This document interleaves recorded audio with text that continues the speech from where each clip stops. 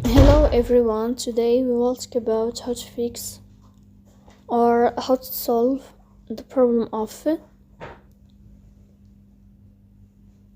a verification code not sent in on Strava. We click on settings or here in this first page of settings. We click in this page,